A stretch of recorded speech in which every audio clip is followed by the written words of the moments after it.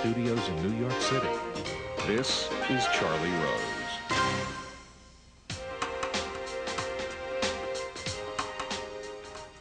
Warren Buffett and Carol Loomis are here. He's one of the world's most successful investors and a longtime friend of this program. She is the legendary Fortune magazine writer who has followed his career since he was a 35-year-old hedge fund manager from Omaha. Back in 1966, she couldn't even get his name right. When Carol Loomis made the first mention of Warren Buffett in Fortune, she spelled his name with only one T. It was an unlikely start to a beautiful friendship and to Fortune's coverage of the man who we have come to know as the chairman of Berkshire Hathaway. Tap Dancing to Work is Carol Loomis's new book. It is a collection of articles telling the remarkable story of Warren Buffett. It is also a story about friendship. I am pleased to have them together at this table. Welcome. Thank you. It's so good to have you both been here separately, but to have you together is terrific. I want to talk about the book and about the career and about Fortune magazine and the relationship. But first, this morning we all got up to read an op-ed by you called A Minimum Tax for the Wealthy. And you start off by saying that most investors if it's a good deal, they're not going to be upset about the fact that they're going to have to pay some tax. Every investor I know. I'm 82 years old and I'm looking like Diogenes. I'm out there looking for that investor who says, I think I'll pass on this chance to make a lot of money fast. If it's a certain deal, I'm going to pass because Charlie, the tax. I'm going to call you tonight at midnight. I'm going to be panting and I'm going to say this is the best idea I've ever had. And are you going to say, how much will the tax I have to pay? I don't think so. Here's how you end the article. You say, in the meantime, maybe you'll run into someone with a terrific investment idea who won't go forward with it because of the tax he would owe when it succeeds. Send him my way. Let me unburden him. That offer goes to all viewers.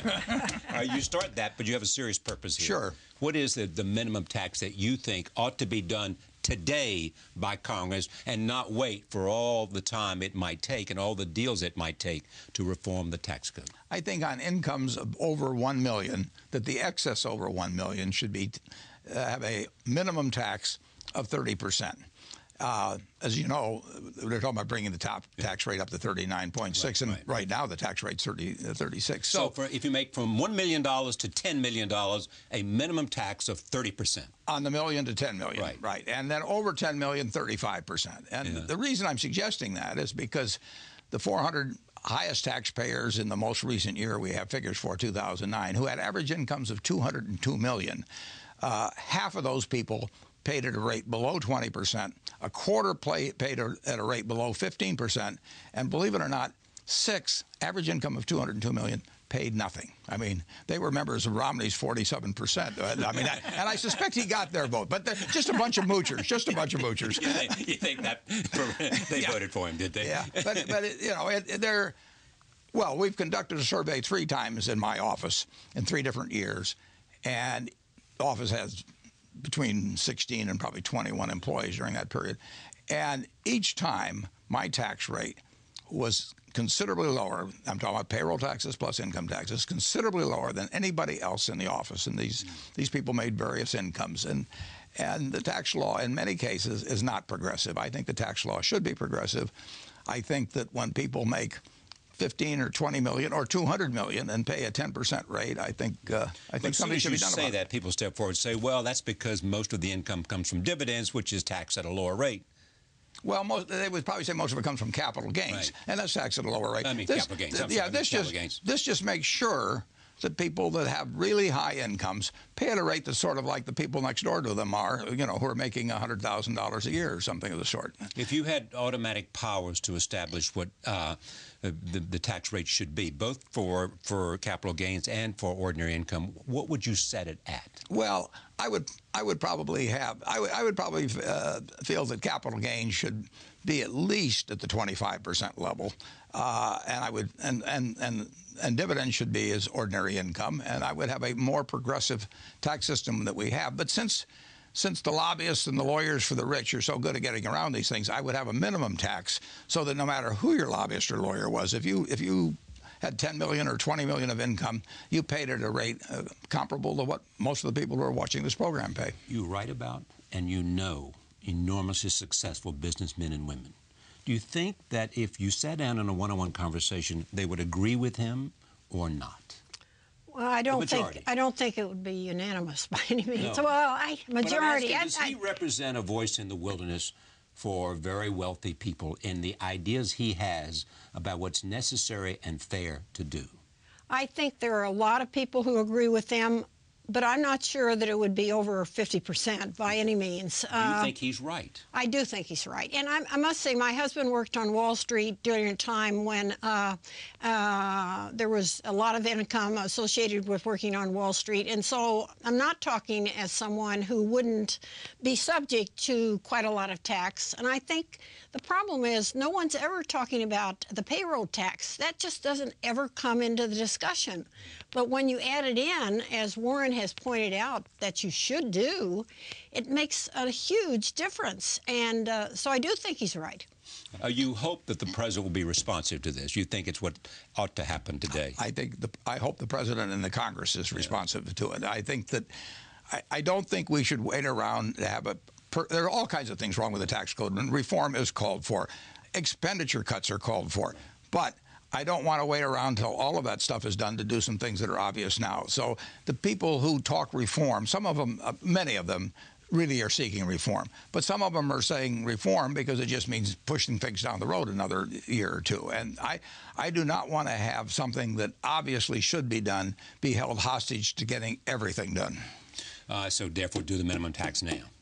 I'd like to see starting January 1st.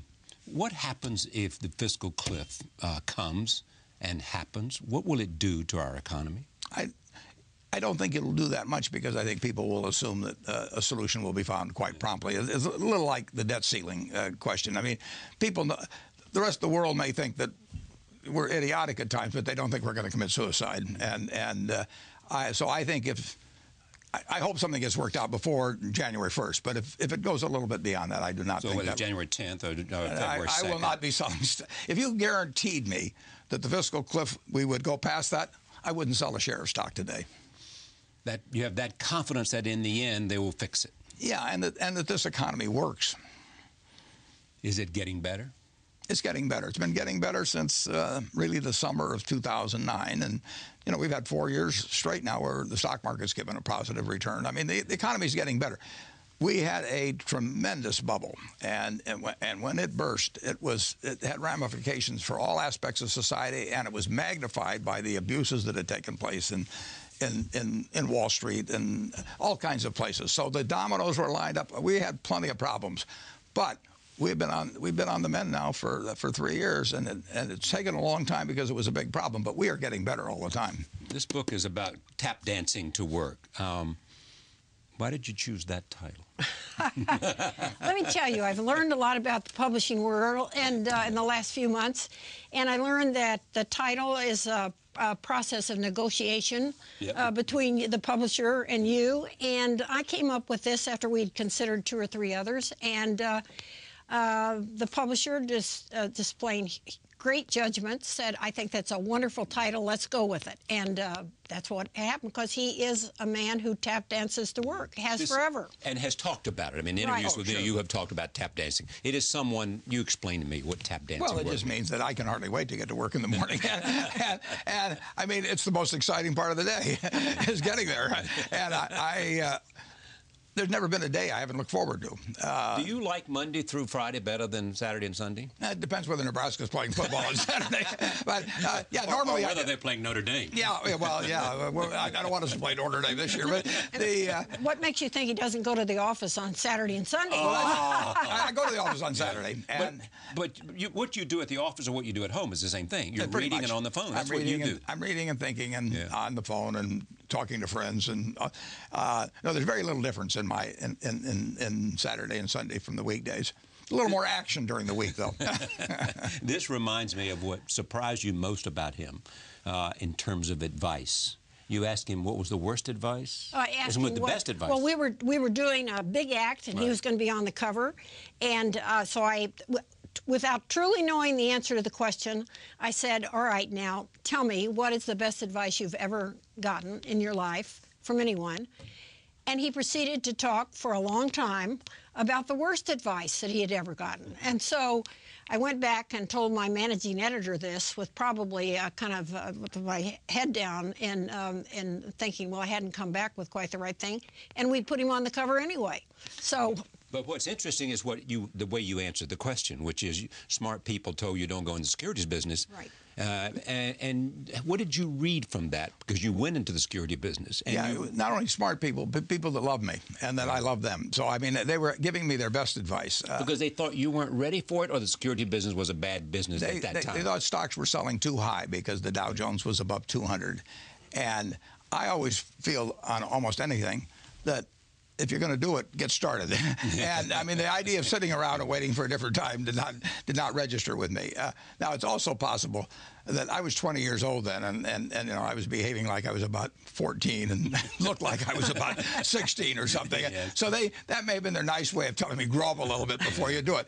But beyond that, though, they really did feel this. I mean, here were the two guys I admired the most in the world, and they told me they thought the stock market was too high. Was this your father and Ben My Graham? father and Ben Graham, and I just said, listen, I want to get going. You know, I didn't want to go to college. Well, but the point is, you'd already been going because you'd already been investing since you were 11 years old. That's true, but now I can do it full time. So the first time you met this guy, Right. you were actually doing a piece. Before you met him, you were doing a piece on the hedge fund guy. What's his name? Alfred Winslow Jones. Alfred Winslow Jones. Right. Sort of the Very famous. Very famous guy. And the name Buffett came up. Sam Stamen, a bridge player, was an investor in this strange thing called Buffett Partnership Limited. Yeah. And I just blithely went ahead and spelled it with only one T. So the first time that he was ever in Fortune, we misspelled his name. And you know, I say that's the editorial we because it was I who did it. And since she's never been wrong, I've been spending it with one T ever since. Your husband, John Loomis, Yes. met him first. Yes, he did. And came back and said what? He said, I think I've just met the smartest investor in the country. And of course, I'm sure like wives do, I rolled my eyes and thought, oh, yeah. And then I met him with his wife, first wife, Susie, and I realized how terribly impressive he was. And from that day forward, I thought that too. I This never was had before it. Berkshire Hathaway. Well, he right had at the taken time. over Berkshire Hathaway, but it was, nobody even knew the name. It was totally insignificant. So then we worked up from that one sentence with the word misspelled to two paragraphs in 1970. But by 1977, we had a 7,000-word piece by Warren himself. We recognized that he was a very good writer, and we went forward with that, too. And so this book has a dozen pieces by him, and the one I've just mentioned is only one. What was that piece, the first piece? Well, that was how inflation swindles the equity investor. And people still talk about that piece. I'm not sure what they say she about told me it. that. No, I read that there's still people. They write him about it. Yeah, They write us about it. It's a famous piece. It really is. Well, if you were writing today the same kind of piece, and perhaps you are, other than the letter to stockholders, what would you be saying about where we are?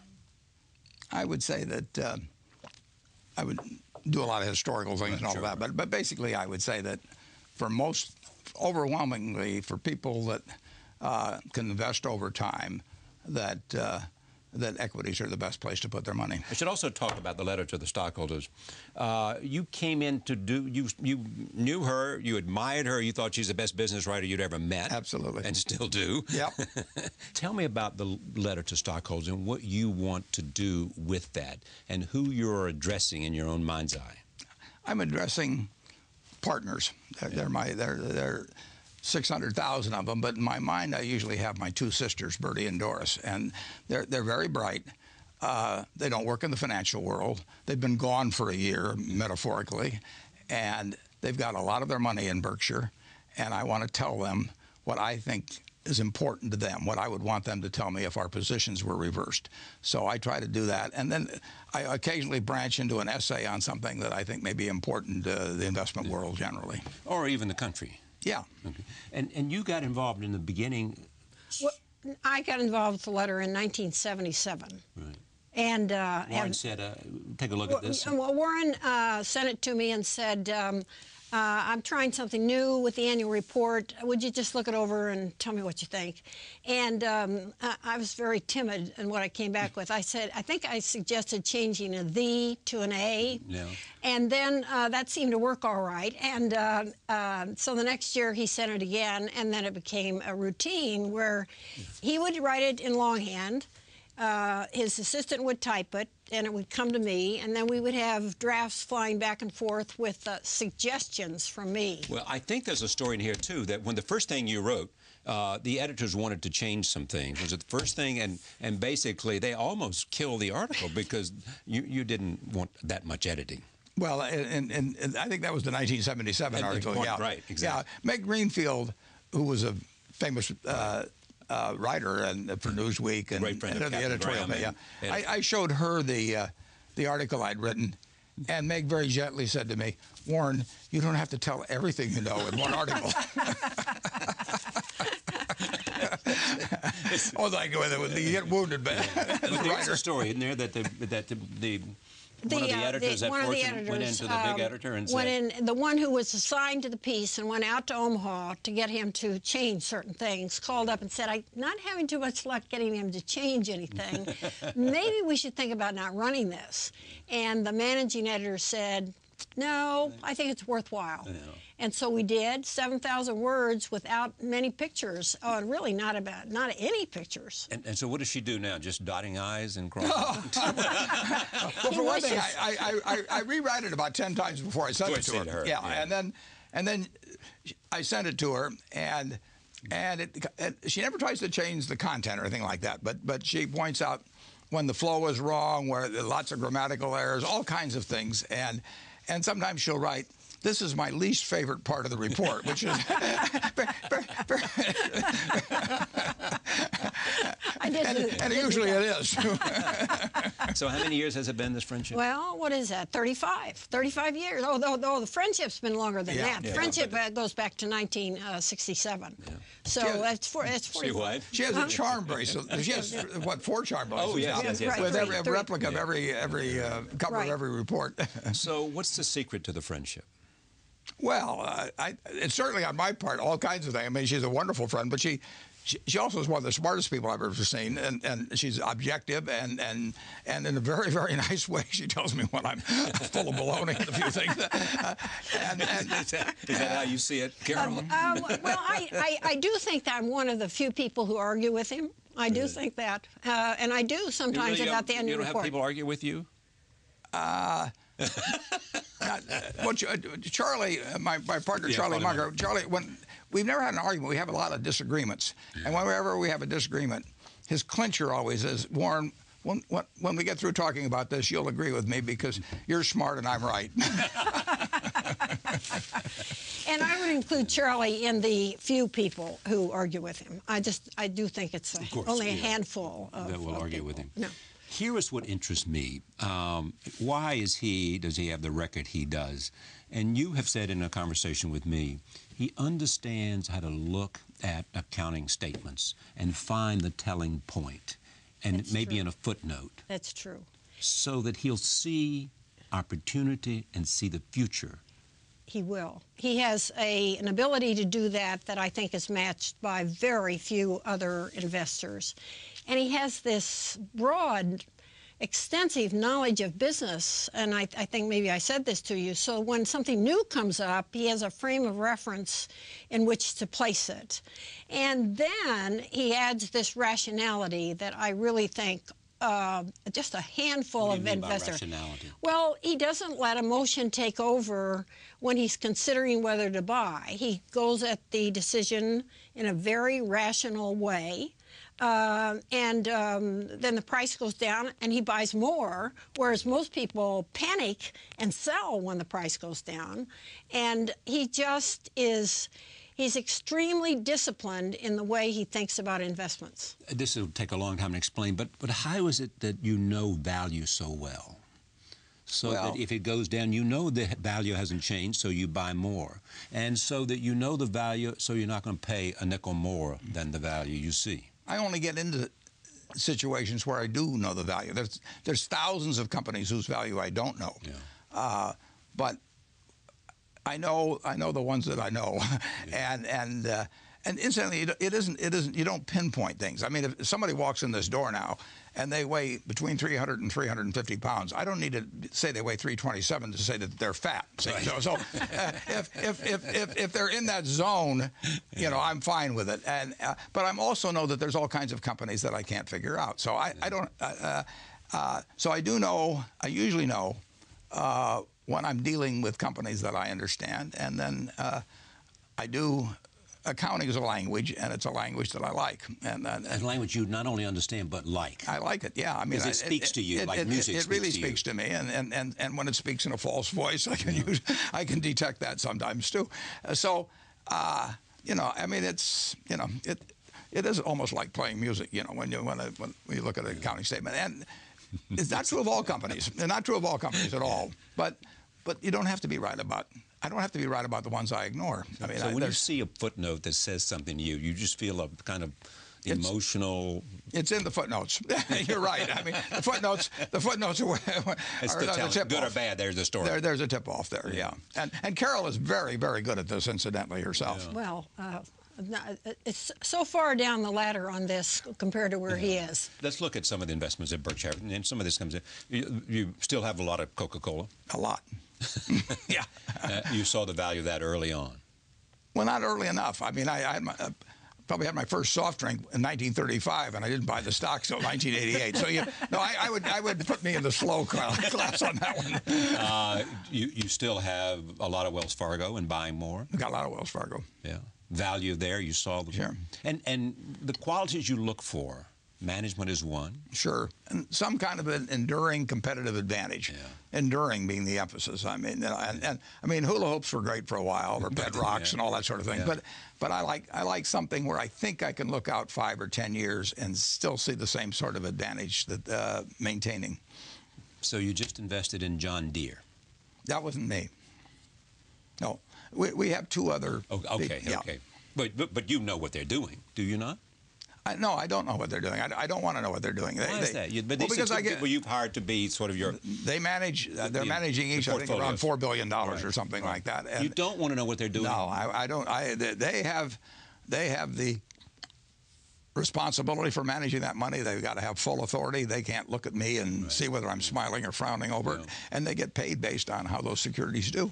You have said you're hunting for a big elephant. You bet. Yeah, the bigger the better. What qualifies as a big elephant?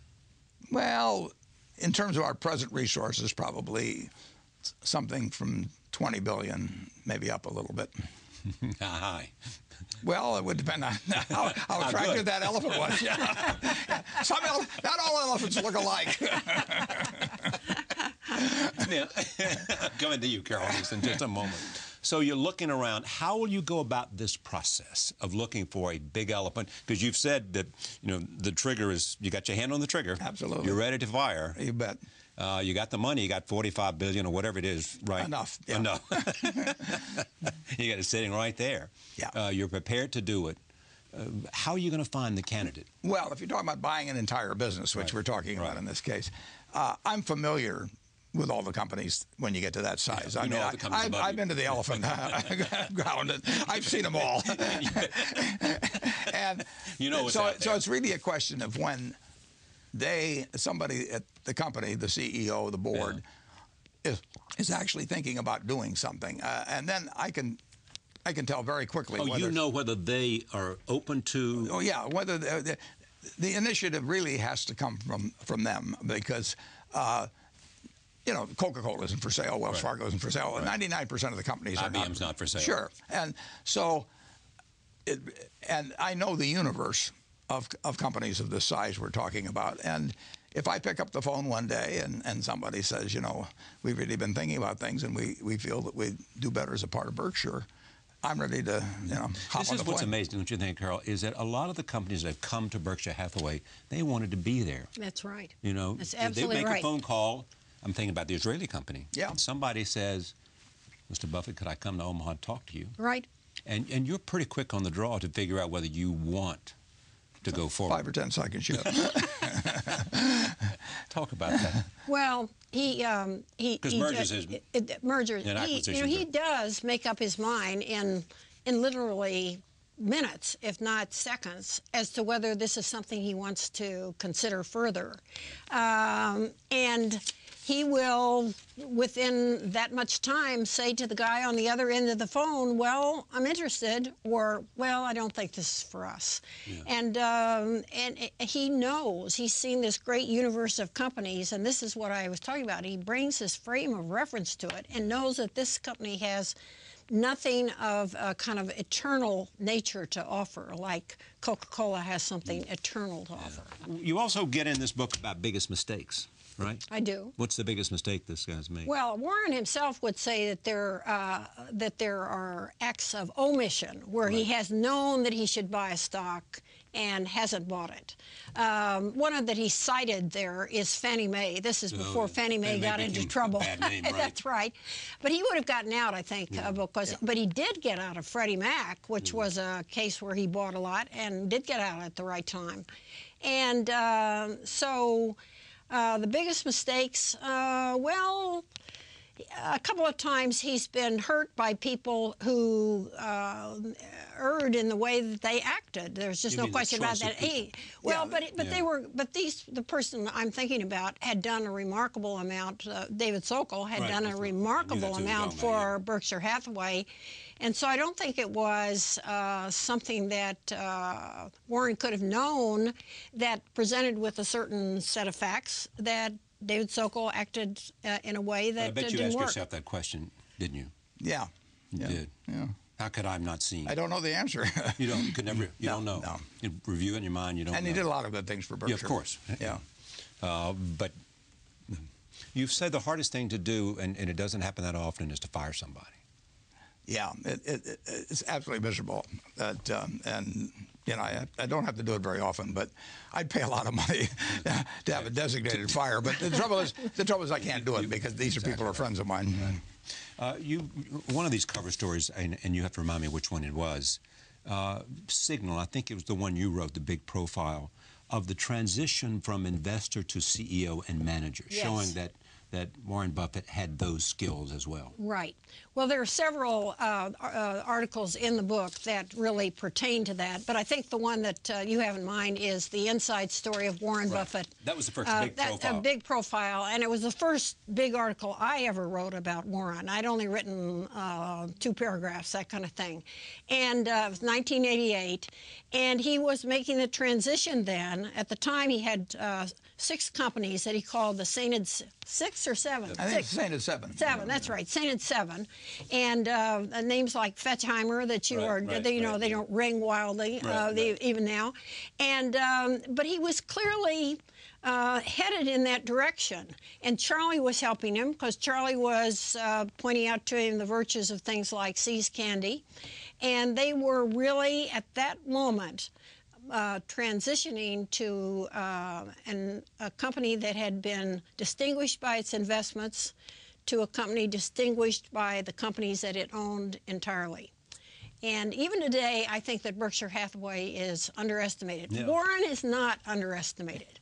But Berkshire Hathaway and its power and might, I do think, is a little bit underestimated.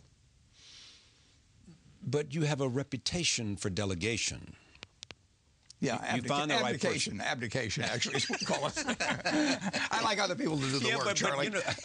I mean, you're not out on a boat somewhere. You're not out, you don't delegate because you want to go do something else. What you want to do is the same thing you've been doing every day for a long time. Yeah, I like knowing what's going on, but I don't want to direct the orchestra, but I want to listen to it.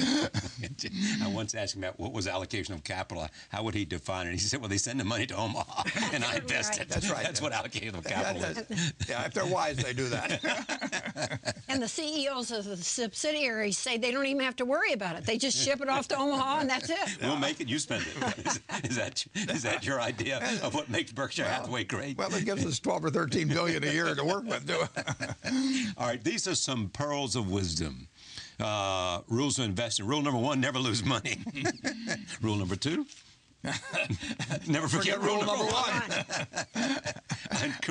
On career advice, I think this is very important. I always tell college students to take the job that you would take if you were independently wealthy. you're going to do well at it. True. Right. You and I, That's right. true. That's absolutely true. And you know that in most companies, merit is recognized. And so what you need to do is to get into a company and show how good you are. And you will get pushed up. That's exactly what I say. Charlie, I moved to New York when I was 23. We had a child. We had another one on the way.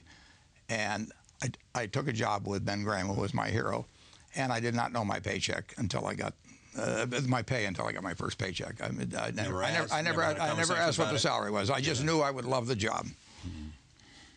He and your dad still remain the people who had the most influence on you. In Well, terms of they were huge, but I've had others too. I mean, yeah, Joe Rosenfield, Tom Murphy, I've had, and certainly my wives, and Carol's had a lot of influence on me. She plays bridge with you. Well, she had a lot. Leave aside bridge. She says a lot of influence on me. No. Well, what would you call her up every day? Just about every day. Or she calls you every day? No, I call her. You call her. Just about every day. So what's the conversation about? Did you see this? It's the kind of thing you'd like. Just depends what's going on. Read this story, that kind of thing. Yeah, it just depends. There's plenty to talk about. Right, yeah. big business events. You know, we hadn't been so busy with your the show book. last night. I mean, Right. Which you've seen the next morning when you're working out. This is another thing. The internet won't change chewing gum. When I look at the internet, I try to figure out how an industry or a company can be hurt or changed by it, and then I avoid it. Right. Take Wrigley's. I don't think the internet is going to change the way people chew gum. Right. Well, you know, the innovations are enormously important for society, but they disrupt a lot of things. And, you know, I used in one of the articles in the book, the auto industry. There are a couple thousand auto companies, and a few succeeded barely. And so auto was enormously important. I love the fact it was invented. The airplane was enormously important. Yeah. But if you take all of what's happened in the airline industry since Orville was down there at Kitty Hawk, some capitalists should have shot him down because he's cost us money. I mean, what's wrong with the airline industry? Why they're... Well, it happens to be selling something that's regarded as very much a commodity product. Right. The incremental seat cost for the airline is nothing. So they've got this temptation to try to fill the last seat at any price. And if you get 4 or 5 guys that are trying to fill the last seat at any price, you do not get very good prices. And price goes down. It's structurally set up so that it's very, very difficult to have a sustained competitive advantage. And you get this enormous fixed investment in planes. Now you got the plane; it costs you a couple $100 million, and you're trying to fill a seat. And you're reading the newspaper today what your competitor's charging, and you got to charge the same price. It's got terrible structural aspects to it, and I bought into it. Yes. Yeah. You've also bought into the railroad industry. Yeah. The freight carrying railroad industry. Yeah. Burlington, was it BNS? BNS, Burlington, Northern Santa Fe. Right. Why'd you do that? Well, the railroad industry carries 42% of all the tonnage intercity. It carries it carrying carrying a ton of cargo 500 miles on a gallon of diesel. I mean, it's an enormously efficient way of moving things. And now you have 4 huge railroads in the United States. They're not going to build any more of them, and it'll be the backbone of the movement of goods 50 years from now or 100 years from now. What's his history with derivatives? Well, he has a checkered history with derivatives, I say. First of all, one of the best stories in the book is from 1987, right after the crash of '87, and it's a letter that he wrote Congressman Dingell, in which he warned, right, absolutely, in which he warned about what could happen with index trading futures trading of index, which was just then being about to be approved by Congress and was approved by it. And Warren warned about that, and if he had been listened to, I think we would be far better off today. And he has always, so that's an early thing about derivatives. So you saw, go ahead. I think I actually wrote the letter in '82. But oh, you wrote the letter in '82, but we printed it in '87 after the crash. After the troubles came from it. So you wrote the letter, but it wasn't printed, and it was printed in '87. Fortune printed it and ran it. Yeah. But then on derivatives, what I say about Warren is that he really cannot ignore securities that are mispriced. I think that he has. You notice that, huh?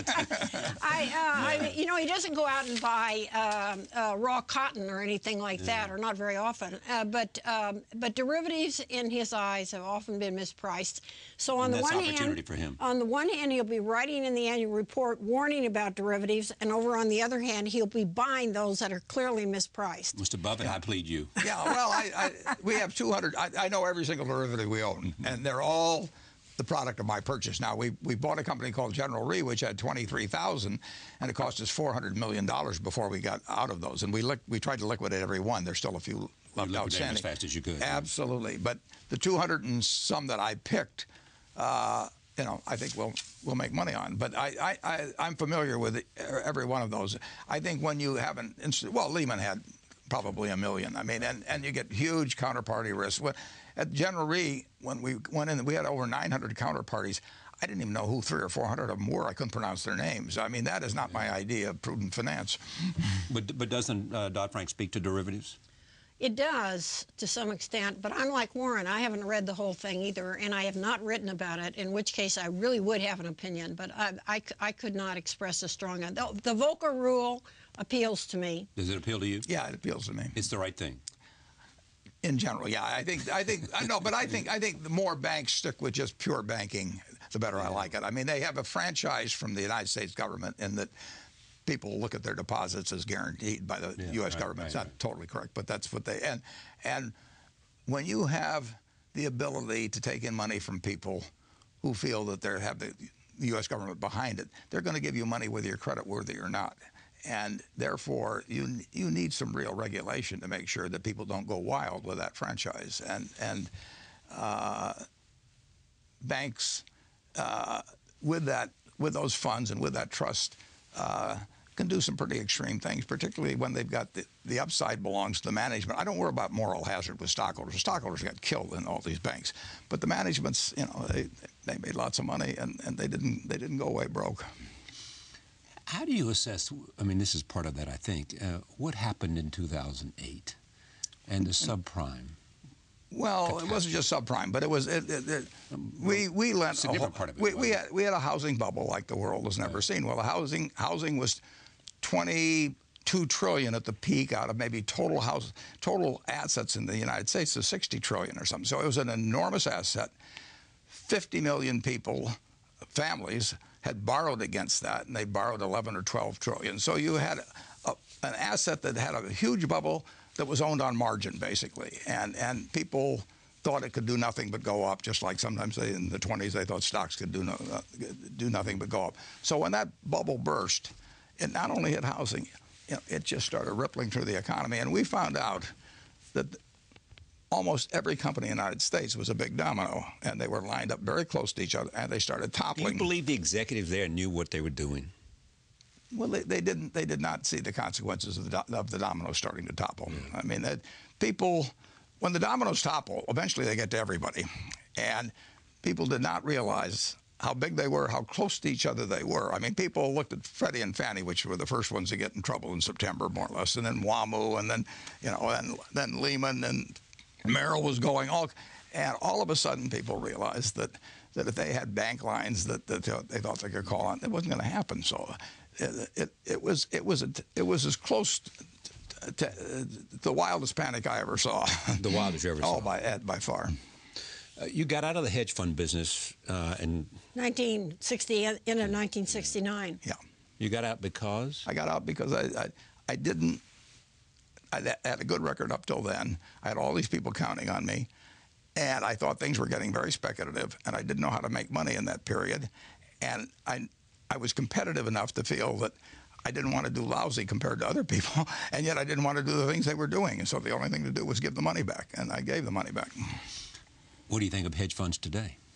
Well, I think that, I've made a famous bet that Carol has been keeping track of, where I'm betting that a large group of hedge funds, I mean, funds of funds, will underperform the S&P over time. I mean, how many people have taken that bet? Well, we've got $1 million bet for charity, actually, out in something called long bets. But calling yourself a hedge fund does not make and that it gives you no special way to make money, and the fees associated with it are very, very high, and I do not think the results of hedge funds in aggregate will be better than the S&P, which you can buy for through an index. A couple of years that you didn't do as well as the S&P. Oh yeah, there's been a number of years. Yeah. Well, how does that make you feel? Makes me feel like I better do better next year.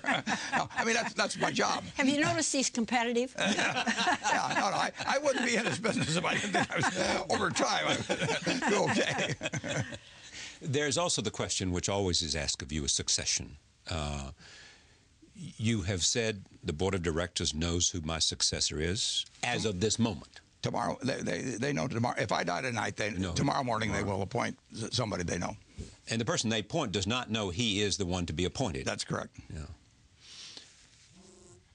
And will the role be the same role that you have? No, it'll be half my role. It will be running the businesses, and there will be Todd and Ted, these fellows that come on. They will run investments. They will run investments. My job will be split. Was running the businesses as important to you as the investment aspect of it, which you grew up on? Oh, running the businesses will be more important over time, sure. No. It is right now. Does it have the same psychic income to you? Yeah, running the business has more psychic satisfaction. This friendship with Bill Gates, you and I have talked about this many times with you and with Bill, but for this audience at this moment, from the moment that you two had dinner together at Bill's mother's house, and Bill's father started asking questions about what was a quality they most admired, and I think Bill said focus. And we both answered focus on that. Focus, that's right. And then you make a decision that, when it came time after Susie's death, that you wanted to do what she would have done to make a huge philanthropic contribution. You chose Bill because you thought that the Gates Foundation did it right. I chose 5 foundations, but the Gates was the largest one. Yeah, big one. But the friendship itself is born out of what? Well, it's like with Charlie Munger anyway. I mean, you find the other person very interesting. You find them trustworthy. I mean, you have a good time with them. But it's important to point out that there are 5 foundations, and I've just doubled what I give to each one of my children's foundations. Yeah. So they have over $2 billion each but they couldn't scale up the same way as Bill. He was already operating on a scale. And the amount for Bill's foundation was more than $30 billion. Yeah, it would be, and it's probably still about the same. It's 5% of a declining balance. So if the stock goes up more than 5% a year, the amount actually keeps increasing. What is it, knowing this man as long as you have, shared as many conversations you have, what are you curious about with respect to him? Well, I don't see how he has as much energy as he constantly has. I think he draws energy from being out, like talking to you. He's amazing about that. I worry about my getting tired while he's just out there just running around all the time. What am I curious about? Well, I wonder what he thinks in his innermost thoughts sometimes about some of his maybe not perfect investments, but I'm not curious about a lot because I know an awful lot. She knows every chapter of the book. Believe me, no, she knows it all. I know a lot of it. I know you do. And doing the book, as a matter of fact, kind of refreshed everything that I knew. Yeah. There is this item too. Berkshire Hathaway has overcome General Electric. It is now the 6th largest company in terms of market value, market cap. I haven't looked, but that doesn't surprise me that it's in that area. Well, does that mean anything to you? Well, it means. I bet it does. What means? I bet it does. What means something is having it outperform the general market over time. I mean, my job is to do better for my investors than they would do if they were doing it themselves. And since we retain all the earnings, we've gotten very large, but we'll get a lot larger. When you first met him, I think Berkshire Hathaway is $22 a share, something like that. That's right. It is now $130.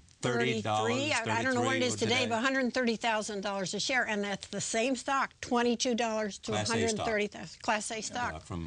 It's remarkable. Let me just come back to the nation's health and Sure. the global economy. Europe? Europe is still drifting downward to some degree. I mean, we have businesses that operate worldwide, and actually, Asia's coming off, you know, the best rate of growth, but they're coming down somewhat. Europe They're no longer in double digits. Europe has been sliding, you know, for some time. And the U.S. actually is, I would say, is strongest relative to where it was 6 months ago or 9 months ago. The housing is coming back big time. And the emerging nations, I mean, even Brazil, they have the higher. Yeah, yeah. But 5 years from now, 10 years from now, the world everywhere will be doing better, in my view. Because? Just because capitalism and market systems work. I mean, it's been working, you know, since 1776 here, and it wasn't because we had stimulus programs in 1794 or something of the sort. It's because, you know, our system unleashes people's potential, and we've got 312 million people that want to do better tomorrow than today, and over time that works. Human potential is still untapped to a big degree, and our system does unleash it over time. And we do it in fits and starts, but this country goes forward, and it'll continue to go forward. The luckiest person in history, on a probability basis, in my view, is the baby being born in the United States today. More so than China, more so than in places where the base is lower, and they'll have a greater opportunity to. What has created the most number of billionaires in the last 3 years? Well, I don't know about the last 3 years, but the finance created a lot of them. Yeah. And I would say that relative to their contribution to society, a disproportionate number. Yeah. Well, that's a point that's made. I mean, that some people argue that the financial sector is too large a percentage of our economy. When you get a huge capitalistic system, just the crumbs that fall off the table can make people very rich, particularly if they're very good at getting other people to hand them their money, and if they get favored tax treatment and a bunch of things. I said a long time ago that if you want to get rich, you know, per point of IQ and per erg of energy, just hold your nose and go to Wall Street. Well, there's a certain truth there. That doesn't mean they're terrible people or anything like that. It just means the payoff there is so much greater relative to what you bring to the party than it is in most aspects of society. Take journalism, you know. You're buying newspapers, community newspapers. Yeah. Is that simply because you had an opportunity to buy from that particular company, a number of them, or you believe in something, or simply this, like Rupert Murdoch, is in your blood? Well, it's in my blood, but I won't pay a price that reflects the fact that it's in my blood. Have you ever paid? I mean, I believe you could argue that Rupert, for example, would buy something because he had to have it. That's right. And pay more. That's right. Believing that he could make some kind of efficiencies, and he'd still have it. Yeah. Have you ever done that? Ever paid more than you? No, I wouldn't do it in Berkshire Hathaway. I might. That's what you owe to your stockholders. Yeah, I mean, it's their money. That's why we don't take an editorial. I don't dictate an editorial position to the newspapers. We had. I voted for Obama. We have 12 newspapers that endorsed. 10 of them endorsed Romney, and you know I'm the CEO. But 2 papers endorsed Obama, who I voted for, and 10 endorsed Romney. Speaking of Obama, the president, do you think he'll be different in the second term? Somewhat. He won't. What makes you think that, and how? Well, I think the second terms are different than the first terms. I mean, Sometimes first terms they can be full of landmines too, as you know. They can be, but in the first term, to some extent, you and your party have to be thinking about your reelection. I mean, and a second term certainly frees up that aspect of it, and then the question is how effective you can be in getting Congress to work with you. I mean, you have access to him. You know, he calls you, and I've never called him. No, I've never called the president. Yeah, but say he calls and you go and you talk to him on the phone, or you go meet him, and other CEOs. Do you think he has a new attitude about business that's come about because of the first 4 years? I think that in the first term, he felt that business misunderstood him, and I think that business felt that he misunderstood. Yeah, they were misunderstood. I just think, I think they. Do you think he believes in and understands that business is the place where jobs are created? No question about that. No, he knows he's dependent on capitalism working, right. and that business is part of that. I think that to some extent, when people do feel misunderstood by the other party, it can develop its own dynamic. So that's what happened here. And that I think that, but I think I think both sides should just say, forget it, you know, wipe the slate clean. And it's sometimes it's a good idea in human relationships generally. I think it's a particularly good idea when the country's well-being is at stake. So I would recommend both sides just say, maybe I was misunderstood by you, but forget it. We work together going forward. But do you think he wants to do that? Oh, I think he wants to succeed big time, and I think he will, and I think the economy will be a help to him. But I think I mean, that doesn't mean, you know, neither side can roll over in terms of the things they feel strongly about. But I feel the rhetoric certainly should be very civil all the time, and I think that you look for ways to work with each other. Would it send a big signal to the country if he would appoint as Secretary of Treasury someone like Jamie Dimon or Jamie Dimon? Well, I think that might be a big signal. Mm-hmm. Appointing Jamie Dimon as Secretary of the Treasury. Well, I think Jamie Dimon actually would be. I think he'd be terrific because I think he. If we did run into problems in markets, I think he would actually be the best person you could have in the job. He knows as much about markets as most people. And I think the world leaders would have And confidence so when you in see him. a problem that's like Jamie's had with London and the whale and all that, what do you mark that up to? If you run a $2 trillion institution, if I run Berkshire for decades, you know, some things are going to go wrong. I mean, if you run an army, if you run a church, if you run a government, any large institution, people will go off the reservation sometimes, and sometimes they'll get away with it for a long period. And of course, when you work in a financial institution, you can add a lot of zeros very quickly.